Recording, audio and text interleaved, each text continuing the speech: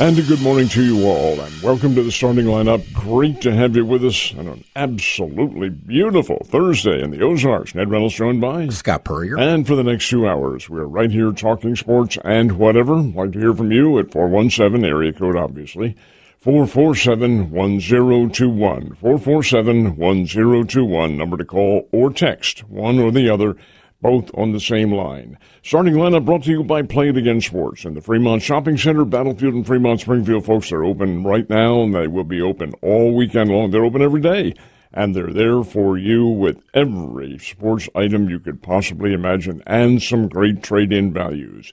Brought to you by Swing Right Golf, which is located at the south end of Campbell Avenue, just a little bit north of Nixon. You can really hone your swing down there at Swing Right Golf. By Citizens Bank of Rogersville, with two routes. One of the routes or branches is located adjacent to Highland Springs, and the other is in Rogersville itself.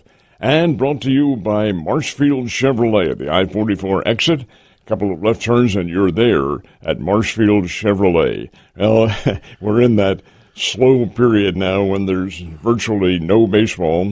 Can't say literally because there will be a game tonight, but by the same token, we run into things that perhaps are out of the ordinary in the show. Yeah, and when you are the guy that's booking the guests, you make sure the day after Dead Day that you have plenty of people coming on to talk other things, because yesterday, if not for the World Cup, other semifinal yesterday, it was weird last night. Literally didn't even turn the TV on. You know, there wasn't anything to watch. Yeah, I mean, there was nothing to watch after that World Cup match in the afternoon. But got a full show today. We're going to talk to Coach John Leamy, the retired Hall of Fame coach from Missouri State Soccer, get his breakdown of the World Cup championship match coming up on Sunday, and, of course, what happened in the two semifinals the last couple days. We'll talk to Coach Leamy. He did such a good job last time. He was shocked we were bringing him back, and I'm like, why? Why are you shocked? I mean, he breaks it down and he talks the lingo that we can't, and we wanted Coach Leamy to come back and explain what we saw and what we'll be watching this weekend. So that's at 7:15. 7:30, our friend Rick Emmitt, the longtime fishing tips guy, took over for his dad. His dad did it with Charlie Campbell for so many years. 171 years. Yeah, and wanted to bring Rick on because it is summer, and it's a good time to talk about some of these sports that don't get much of the limelight, and wanted to kind of dive into intercollegiate fishing. And I was looking last night, there are over 600 college and university fishing teams out there now across the country, and all these parents that are dropping money on volleyball and basketball and baseball and youth sports traveling and everything else. Maybe you got to look at getting them a boat and getting them out in the middle of a lake and practicing that for a while, because we'll talk to Rick about how that landscape has changed at 7:30. And Drury is one of them. Yeah, and Rick has turned them into a national power at that level in a short time there too as well. So 8 o'clock, Rob Raines, our buddy up in St. Louis at stlsportspage.com, covers the Cardinals like no one else.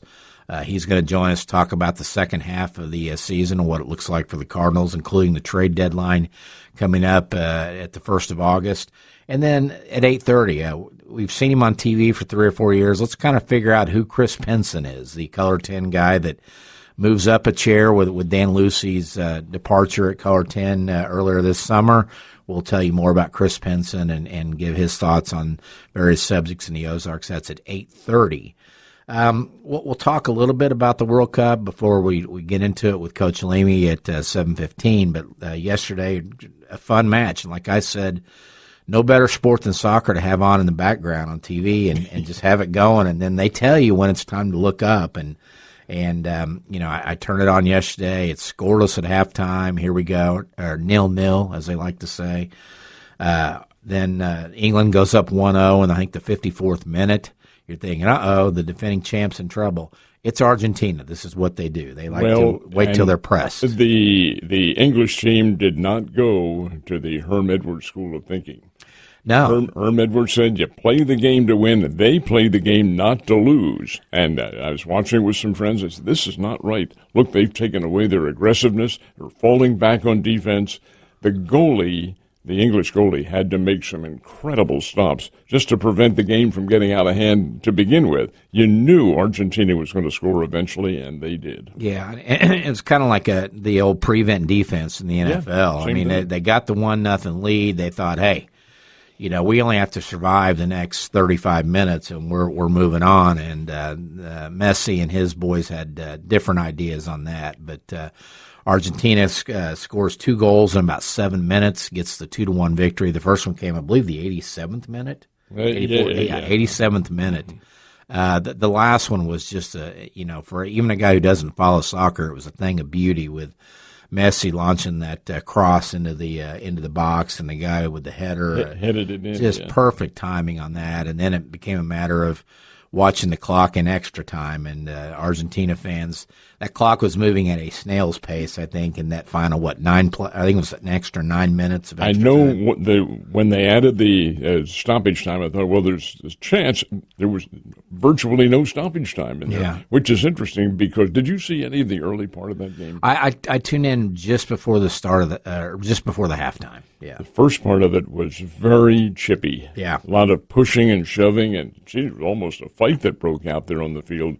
And they didn't like each other, and indeed it probably manifested itself into Argentina's favor. But be that as it may, Argentina gets there. First time they'd played each other in 21 years, and so a lot of built-up angst there. And there were some afterward. The guy for England, is it Jude, what's his last name? Bellingham. Bellingham, yeah. I mean, he was going up to guys that were celebrating for Argentina. He smacked one in the back of the head, and was, just get off the field. You lost, you're done. Well, you're not done. You got a third-place match on Saturday. But Scott, incidentally, you mentioned in the show yesterday about there's some political history between the two of them. Well, at the end of the match, I don't know where it came from, but the Argentine players held up, the Falkland Islands was the point of contention, and they held up a political banner, and that is against the rules in FIFA, FIFA or whatever they call this thing. They indeed will probably get penalized for that. Yeah, they are. I saw a story. They're going to get fined for that, and so we'll talk to Coach Leamy more about that coming up here in about 8 minutes after we take our first break. Major League Baseball season resumes tonight. The Phillies and the Mets, the only game and the only show in town tonight as they kick off the unofficial second half after the All-Star break. And I'm ready for more baseball. I can't stand these nights where I don't have box scores to look at the next morning and kind of figure out what happened. But Cardinals and Royals back in action tomorrow night. Cardinals go out to Arizona to start their second half, and then the Royals have the Padres coming in tomorrow night as well. I'm asking your opinion. It's subjective on your part now. Your thought on this gimmick of having a standalone game? It's just part of what these networks are trying to do now. I mean, I wish everybody started the same, just like opening day, I wish everybody played because opening day is not opening day when somebody already had opening day the day before. It's opening day for your team, but it was kind of a rite of passage that, hey, it's here, it's today, it's wall-to-wall baseball. So I guess as a sports fan, I'm kind of numb to it like everybody else that, hey, if they can break out sparklers in the fifth inning of an all-star game and pay tribute to the Sandlot, then they can play ball whenever they want. In listening to the Visa Network yesterday after our show, they must have been listening to us because, my gosh, they voiced exactly the same opinion. What in the world are they doing with the sparklers out there? And is this a little bit too much of a show? And my goodness, this is what Mr. Puryear talked about just a little while ago. So I guess it probably was a pervasive circumstance as far as thought process. But, hey, it is what it is. It is. And I get what they were trying to do. But, it was almost – and I'm not against any one particular piece of what they did. It's just that they tried to cram it all into the same game. One or two of those is fine, but, concerts and everything else we're trying to do in these things, just, spread them out a little bit. So the Open Championship well underway. That started, 12:30 this morning. The first group's off the tee over at Royal Birkdale. The first groups are already finished. Yeah, they are. And looking at the leaderboard, we'll update this throughout the show, but you've got a group at 4 under par. including three guys that are in the clubhouse, or two guys with that score: Daniel Brown, Sunjay M., Alex Smalley, and Ryan Gerard, all at -4. Brown and M are already done for the day. Thomas Dietrich at -3. Scotty had it -4 through 6, and now he's dropped back to 3 under par through 11. So he had a little bit of a speed bump there in his great start. Bryson DeChambeau playing with Scotty, -3 as well. So has McIlroy not teed off yet? I think Rory's a little bit later. I'm kind of looking down through here. One of the other ones, Tommy Fleetwood, was he's local favorite. This is his course. Yeah, he's even through 10, so he's having trouble getting untracked. And I don't see Rory in the. I'm sure he hasn't teed off yet. Yeah, and just I always like to look and see who's blown it already. Gary Woodland +8. Done for the day. Matthew Jordan, don't know who that is. That's Michael's nephew, maybe. I saw a guy in here, David Duval. Yeah, it can't be the same one. It is. Yeah, and my God, how old is he?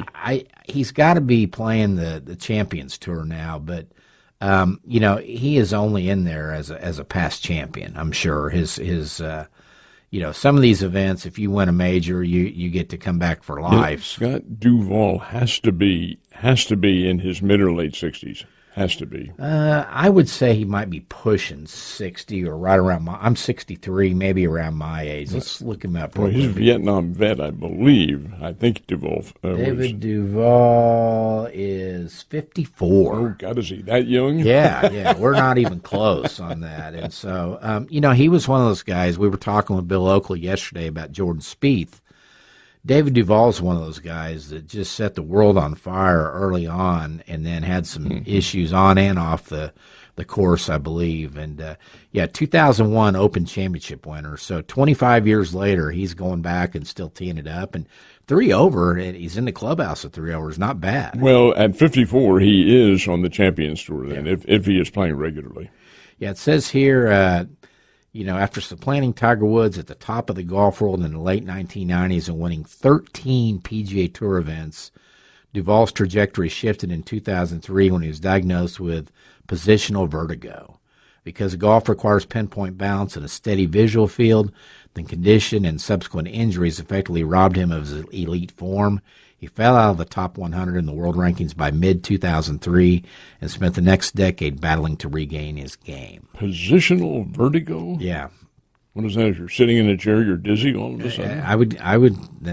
I would think so. Coach Stratton, good buddy of ours, went through a little bit of that, and I've got other friends that have, and it's not fun. Have you ever had it? No. I haven't either, but I hear it can really mess you up. I've had some vertigo after certain beverages. That's not vertigo. The same thing. That's an illness.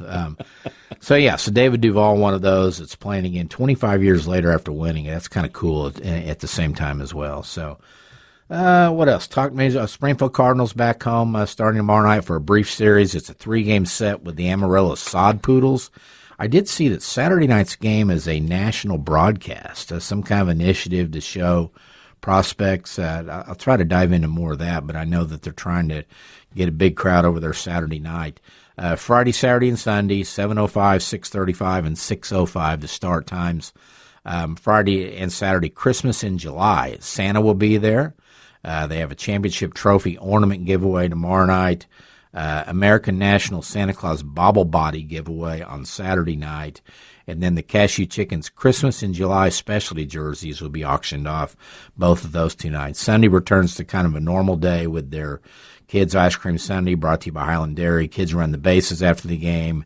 All kinds of deals going on. The Springfield Cardinals off Monday as usual, and then next week they'll spend the week down in Springdale playing Northwest Arkansas. So that is your update. One other note, I did see this morning that, there was a trade, a very minor one. Lance McCullers goes from the Astros over to the Brewers. If they can keep him healthy for more than 18 to 22 hours, that would be a victory for them. It really kind of shows you that the Brewers understand they've got good young arms, but they need some veteran presence. And they'll be one of those teams that they have to go get somebody at the trade deadline.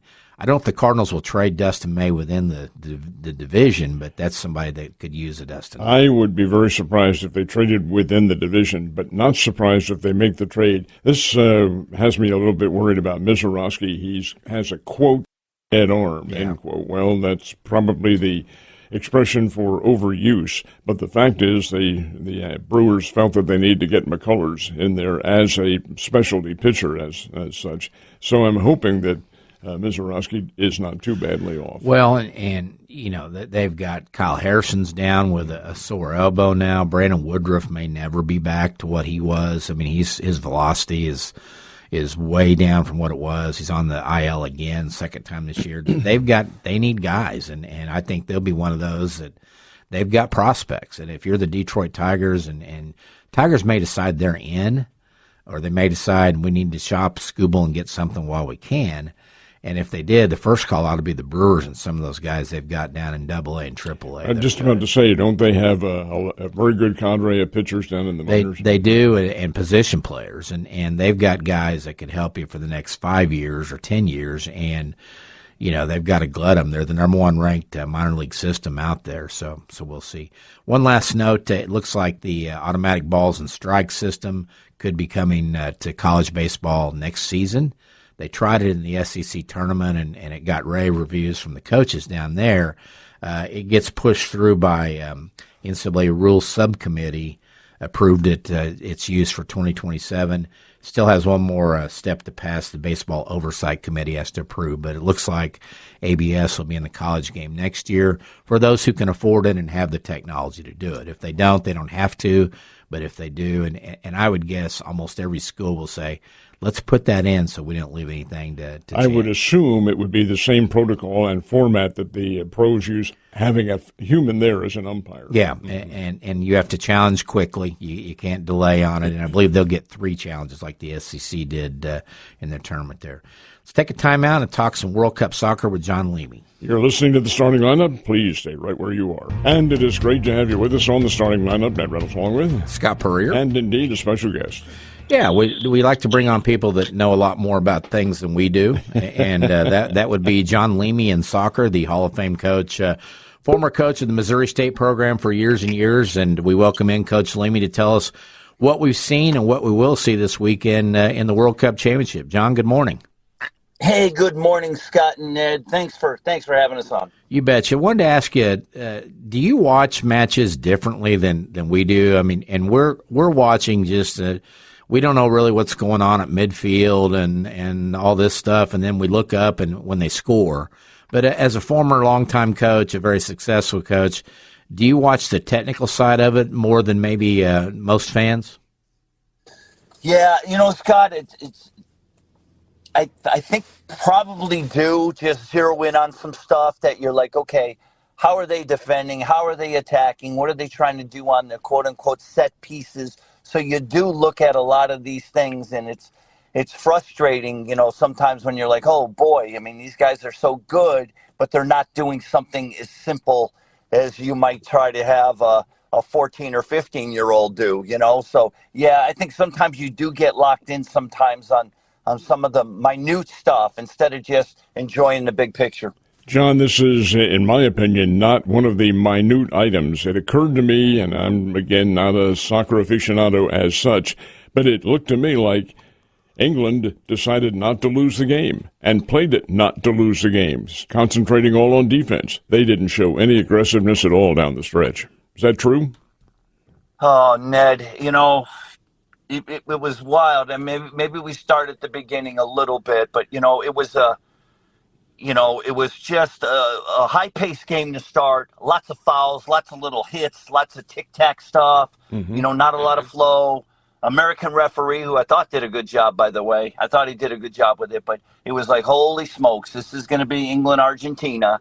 And, it might not be the prettiest, but then it settled down a little bit. It goes in 0-0 at half, and you're like, okay, second half big, England strikes. And by the way, a wonderful goal, with the Gordon kid. He got inside of a defender and got a wonderful finish on the goal and puts him up 1-0. And you're like, okay, England could be in the driver's seat. But Ned, I think you hit it on the head, and what you noticed is, they just started getting a little bit more defensive, and they made some subs. They made, I think it was 3 subs that they made, and they were more defensive players. And then they started to sit in a little more, and it was like they had 5 in the back, and it's like, oh boy, and then they had like 4 in front of it, or 3 in front of it, and then Harry Kane was like a lone wolf up top, and you're like, okay, are they going to try to absorb? And can they do it? Now, it's interesting because you had me on, a couple of weeks ago, but England did a great job down in Mexico City with Mexico. Mm-hmm. They were up. They went down a man. So when they were down a man, it's like, okay, they're going to put up a good defensive shell and just withstand this last 20, 25 minutes. And they were able to do it. And they just gave Mexico some crosses. Mexico never really broke them down in the middle. But last night, you just got the feeling like Argentina's going to break them down. And they did. They got some shots more centrally in front of the goal, even though they were a little longer. And they were getting their crosses. And you're like, did they need to do that? They weren't man down. And I think England has an attacking mentality. I think those players have an attacking mentality. And I think when some of those changes, you could just see some body language and where this thing was going. And I'm not sure everybody was all in the same camp. Yeah, John, I saw a great stat this morning that in the knockout rounds, Argentina has scored 11 goals. 9 of those have come at the 79th minute or later. And so that's probably not the way you want to play as a coach in winning soccer, is let's wait and turn it on in the last 10, 15 minutes. But it's worked for them.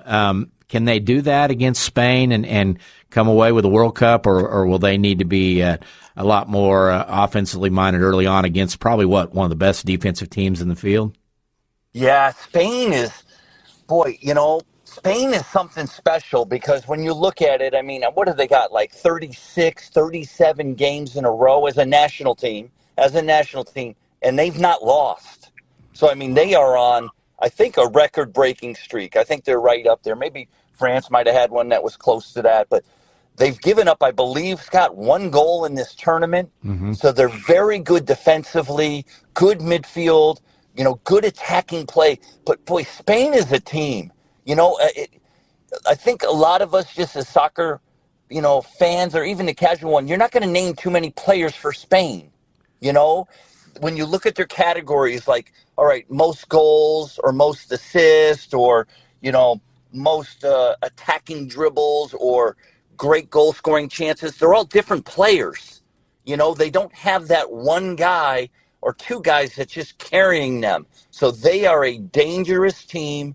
I would not want to go down a goal to Spain. I think that would be very difficult, even for an Argentina who's found a lot of magic in a bottle. They really have. But you just can't think you're going to pull it out every time, especially late in the game. Are we looking at a 0-0 game and maybe penalty shots? When France is a very good team. France can, it wouldn't be surprising if France won this World Cup. I mean, they have got some fantastic players. You mean Spain, right? You mean Spain? No, I'm talking France. Oh, Dembélé, Mbappe. But Spain made France look kind of normal. Okay. They took it to them. It was another level that you looked at. And France could have won this World Cup. But Spain, that's when I looked at it. And I don't want to get into too many details, but you say sometimes when you're looking at a game, what do you see? Spain's back line, they got Mbappe offsides a couple of times, and that's okay. You're going to be offside some. You got to stretch what we call stretch the line.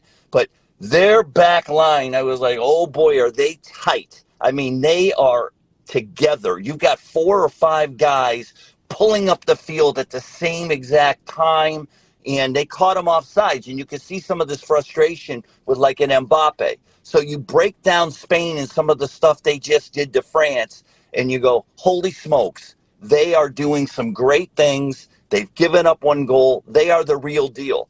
Argentina, on the other hand, boy, you look at some of the things. Like last night in the game, they had a player play a ball wide in front of their own goal to another player. He's 6, 7, 8 yards out, and 2 English players were there. So in other words, if he loses that ball, it's going to be a goal most likely. But he had to fiddle and diddle to get out of that, and you're like, what are you doing? But it worked. He got out of it. So sometimes I look at Argentina and go, they press it. You know, they take some chances or they do some stuff. You're like, why are you doing this? You don't need to do this. You've got a lot of talent, but they can hurt themselves. You know, they got to close some crosses, like that ball that came in last night for the English goal. You know, could they have gotten out there and maybe disrupted the service more? Or are they a little bit casual, you know, and the guy's getting his hands behind the back when he's defending it. He doesn't want to get a handball. I get it. But, you know, could he be tighter?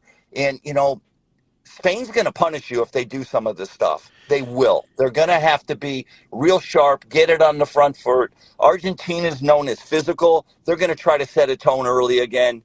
They're going to try to stick them, disrupt, kick some legs, do whatever it takes to get into their game.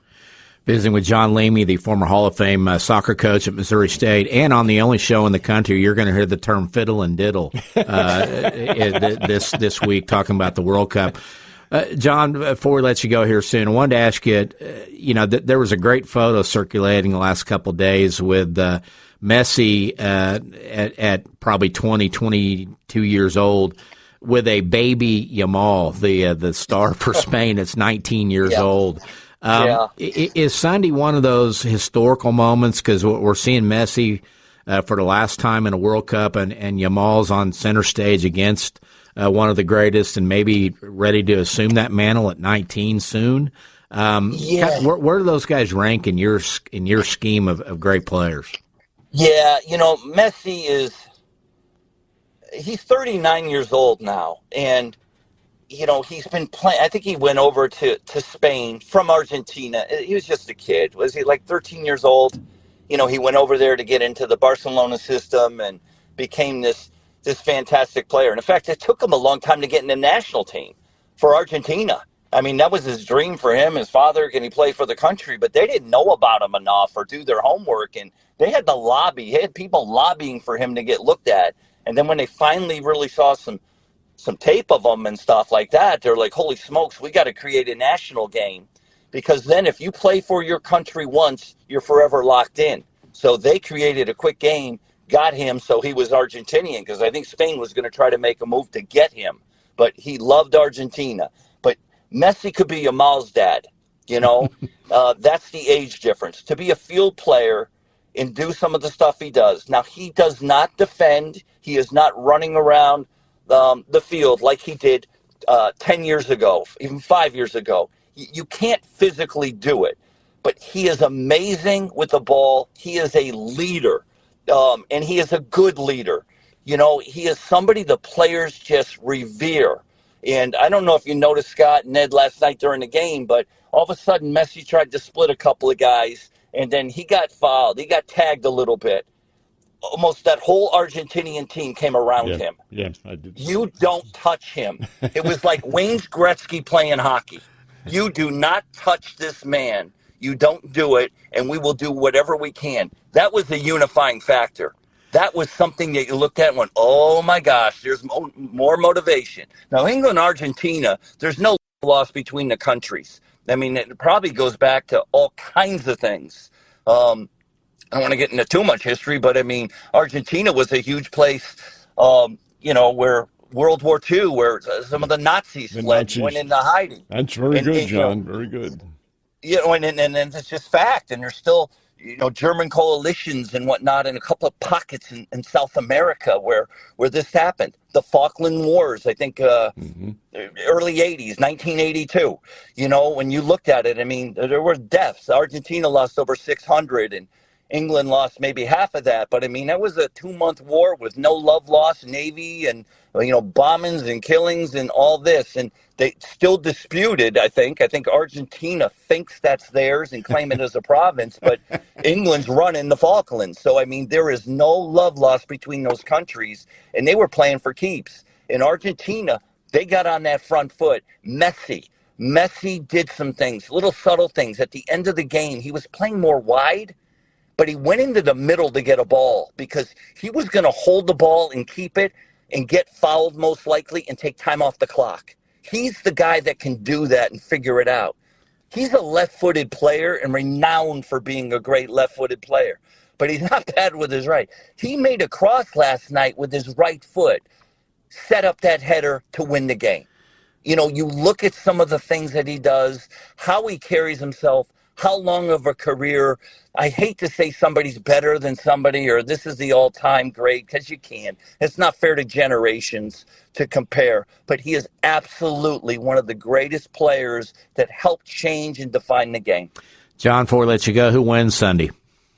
Oh, gosh, Scott. You know, in some ways you almost like to see, could Argentina do it again? This is going to be Messi's last hurrah.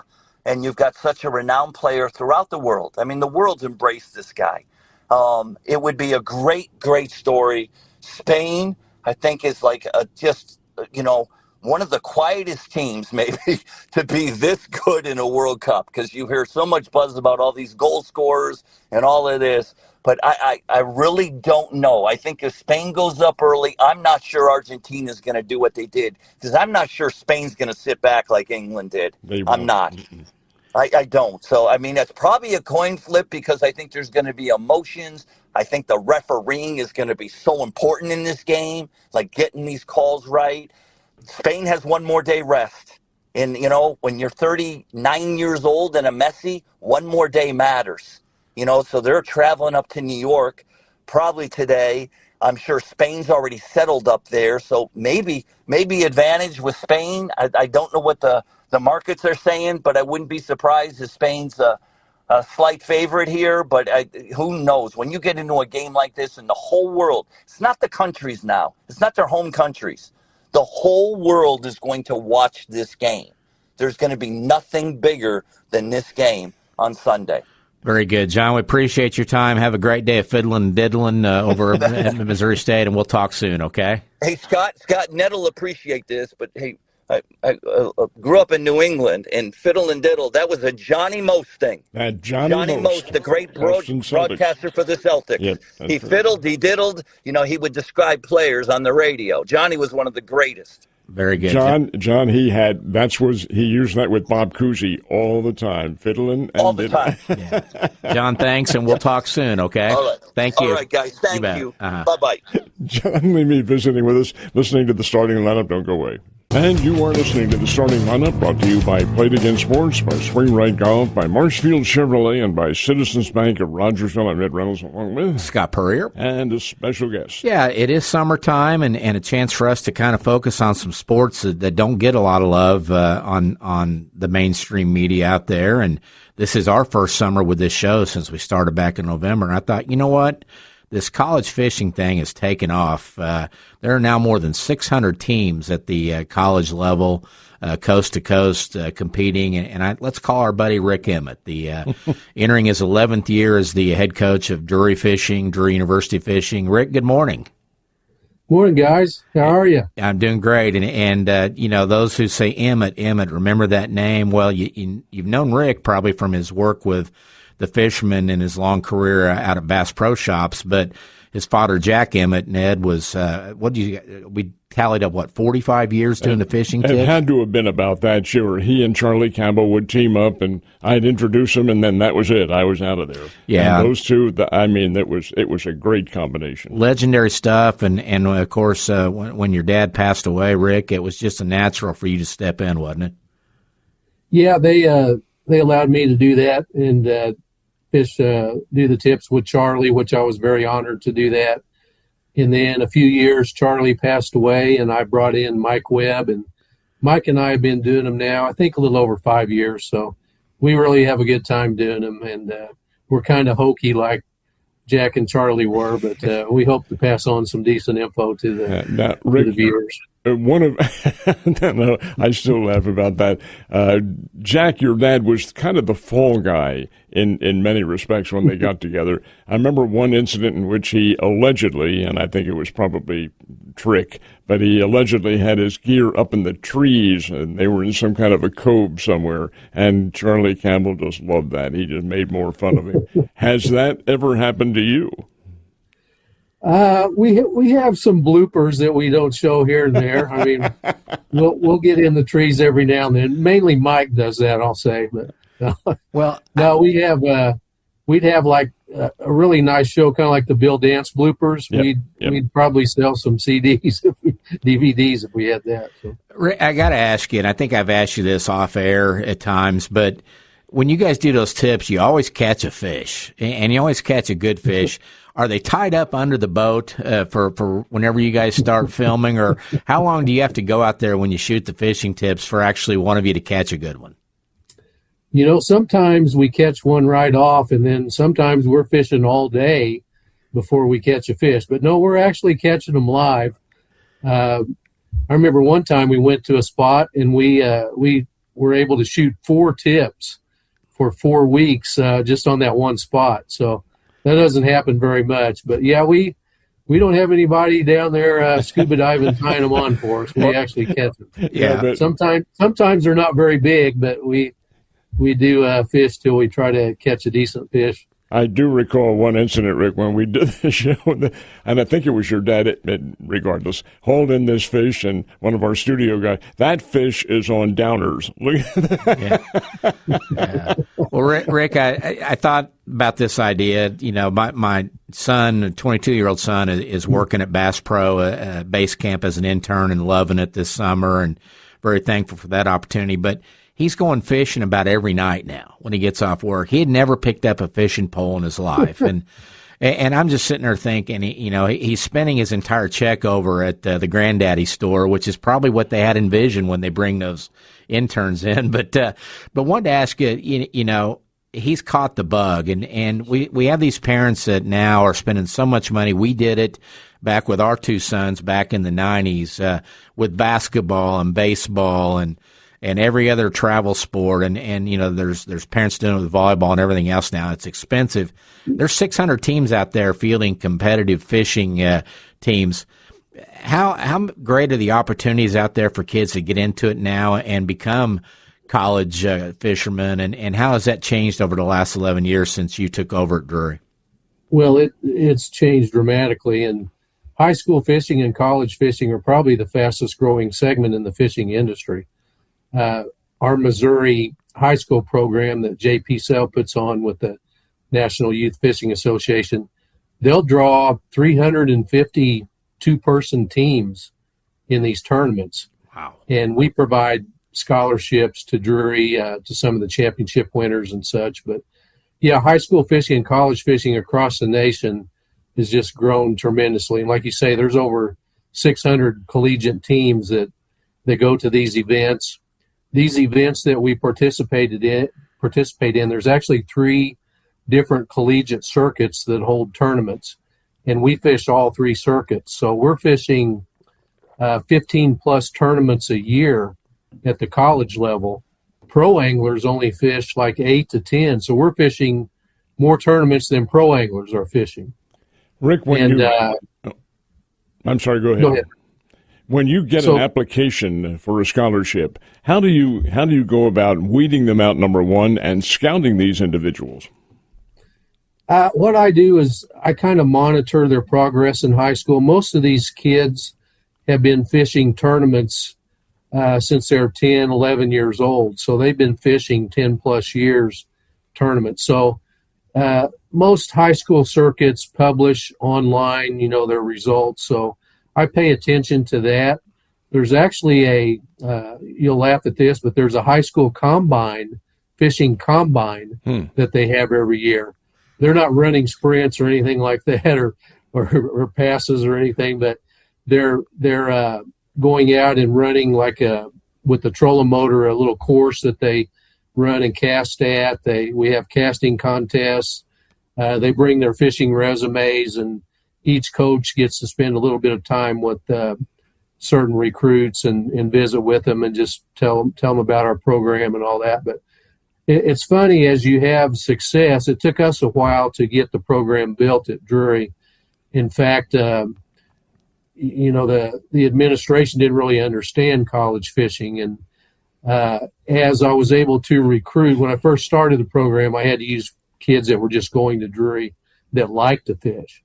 And then after a few years, I was able to actually start recruiting, and we built a pretty strong program within 3 or 4 years. In fact, I think the fifth year, I think we finished 8th in the country, if I'm not mistaken. The years are kind of stacking up on me here with my old age. But so, yeah, after you start building success, you actually have high school anglers reaching out to you. And there's also a national website set up that I'll review. And, of course, I go to the high school tournaments within the area and pay attention to that. So, but I recruit anglers from all over the country, not only Missouri, but Arkansas, Louisiana, Texas, Kansas, Oklahoma. I've got Alabama. I've even got had one from Iowa, from Colorado, from Montana. So it's crazy how even across the nation, bass fishing has grown. What do you look for? What makes a very good college fishing recruit in your mind and catches your eye? Well, basically tournament experience and how they performed in high school, and that's a part of it. But at Drury, we're very concerned about your education first and foremost. Some schools, quite frankly, are not. They just care about your fishing performance. I'm looking for good student athletes. So one of the first questions I ask a recruit is, what is your GPA? And how serious are you about your education? And ask them what their major, what they're looking at in the future. So if they're not a good student and have a high GPA in high school, they're probably not going to make it in college. So I'm proud of our anglers.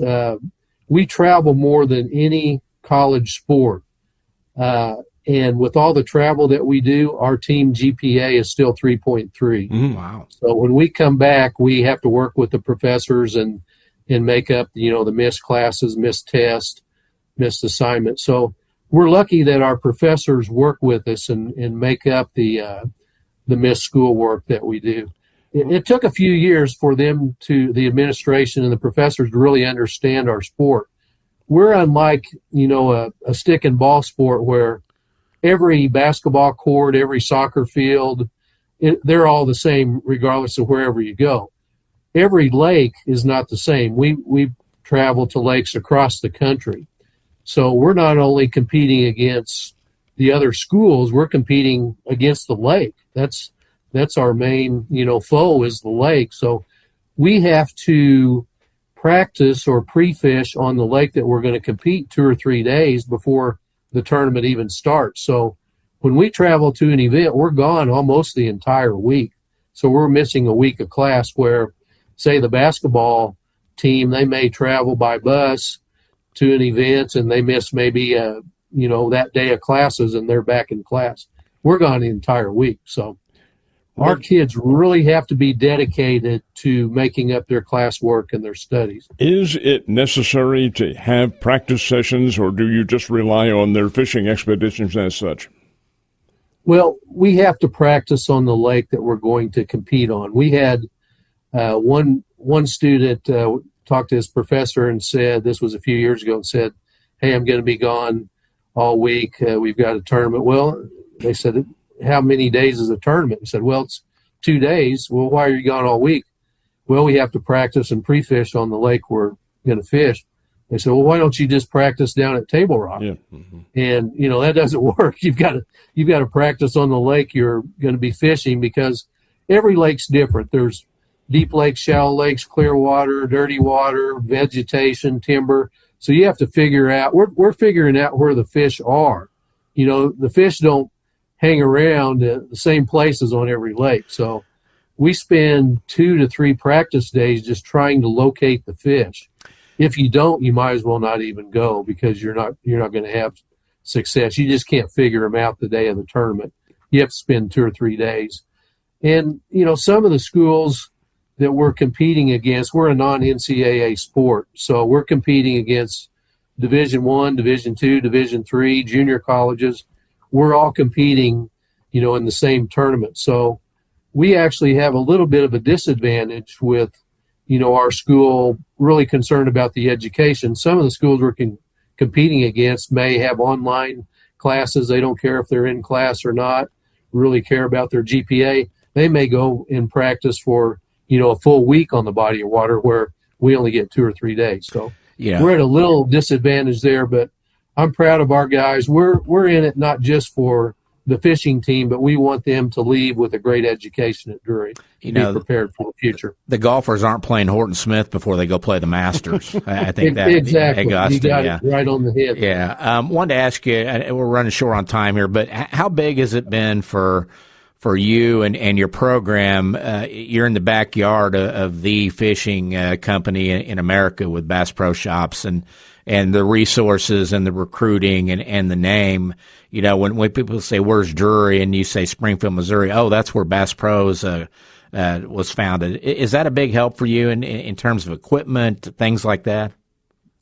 It does help, and Bass Pro does help us with some equipment and providing us gift cards. We also have several sponsors, both in the industry and non-endemic sponsors. And it definitely helps recruiting-wise. My past life at Bass Pro, I retired after 35 years.